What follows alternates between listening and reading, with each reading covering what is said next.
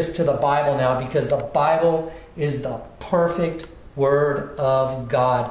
And if it's not in the Bible, don't believe it. If it's in the Bible, it's truth. It was written by God through men.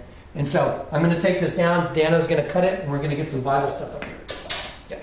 And now. Okay, we're back, and I'm going to give you guys a quick breakdown on basically a leading up to this abomination of desolation that I'm going to show you in the Bible.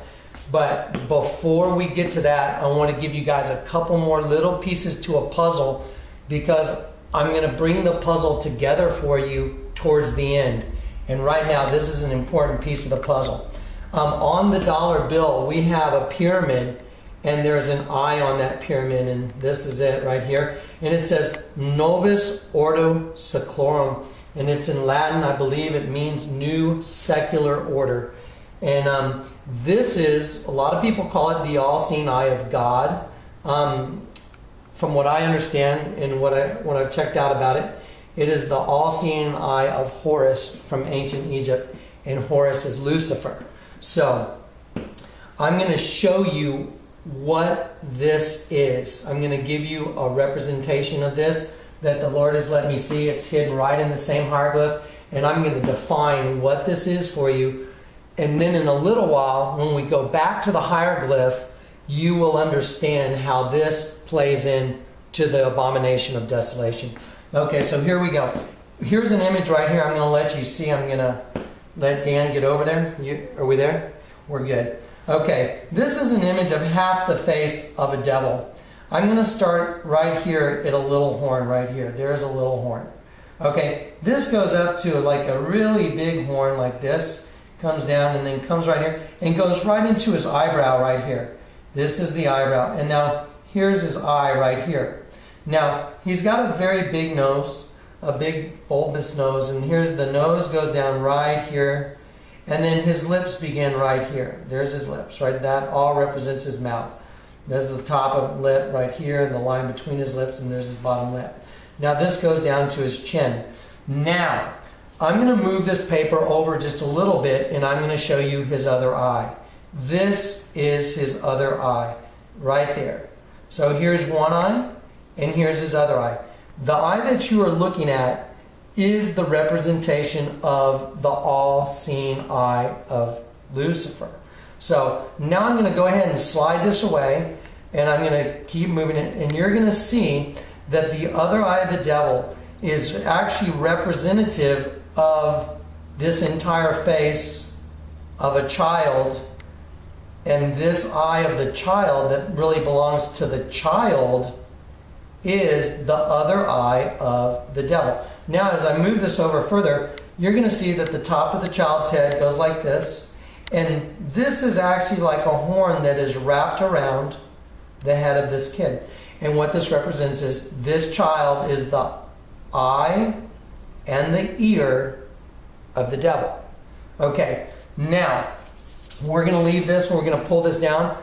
I'm going to read to you from the Bible. We're going to put the Bible up here, and we're going to start checking out how all this translates biblically. And then we're going to go straight for that hieroglyph, and we're going to decrypt the hieroglyph.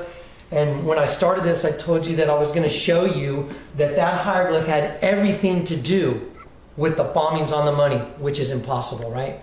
Okay, we're going to cut and put some more stuff up. Now. Sorry that we cut there. I wanted to actually take this pyramid, and I'm going to slide this eye right here right over the eye of the child, so I can put it together for you. So that child's eye is the other eye of the devil, and it has everything to do with the pyramids. And this is just going to come together in just a little while to where you're just going to be amazed what the Lord's showing you. Okay, so once again, the eye on the pyramid equals the eye of the child that's in the head of the devil. And there we go. Now I'm going to grab the Bible and we're going to come back. Here we are, we're back, and I've got the Bible up here. You can go get the NIV Bible, you can go get King James, New King James, you can go get whatever version of the Bible you want. They pretty much say the same thing. We're going to look at Matthew 24, and it deals with the temple's destruction is foretold. Now, a quick footnote, when Jesus was talking to the Pharisees, he told the Pharisees, destroy this temple, and in 3 days I will raise it up. Well, the Pharisees said, it took however many years to build the temple. How can you do that? And they didn't understand that Jesus was talking about his body, because after he was crucified and his temple was destroyed, he rose again on the third day in 3 days, just like he said he would. Now, this is dealing with the destruction of the temple, and it's talking about the end of the world. And I'm going to read to you. It's going to take me a minute, but I'm going to read it the best I can. This is King James. So it says, and as he sat upon the Mount of Olives, the disciples came unto him privately, saying, tell us when these things shall be, and what shall be the sign of thy coming and the end of the world. Okay, here we go. And Jesus answered and said unto them, take heed that no man deceive you, for many shall come in my name, saying, I am the Christ, and shall deceive many. And you shall hear of wars and rumors of wars. See that you are not troubled, for all these things must come to pass. These things must come to pass, but the end is not yet. For nation shall rise against nation, and kingdom against kingdom, and there shall be famines and pestilence and earthquakes in diverse places. All these are the beginning of sorrows. Then they shall deliver you up to be afflicted, and shall kill you, and you shall be hated of all nations for my name's sake. Then shall many be offended, and shall betray one another, and shall hate one another. And many false prophets shall rise, and shall deceive many. And because iniquity shall abound, the love of many shall wax cold. But he that shall endure unto the end, the same shall be saved. And this gospel of the kingdom shall be preached in all the world for a witness unto all nations, and then the end shall come. Now here we go. This is what I was called specifically from the Lord to bear witness to and to show it to you. He says, when ye therefore shall see the abomination of desolation spoken of by Daniel the prophet stand in the holy place. And then he says, whosoever readeth, let him understand. Then let them which be in Judea flee into the mountains. Let them which is on the housetop not come down to take anything out of his own house. Neither let him that is in the field return back to get his clothes.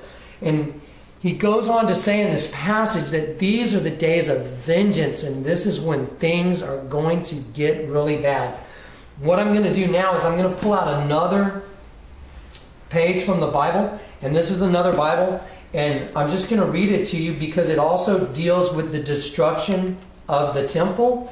And I want you to hear how Jesus spoke these words in the book of Luke. He's talking about the same thing. He says, for the days will come upon you when your enemies will build an embankment around you and surround you and close you in on every side and level you and your children within you to the ground. Okay, when you destroy a building, you destroy something, you level it to the ground. Now watch this. And then they will not leave in you one stone upon another, because you did not know the time of your visitation.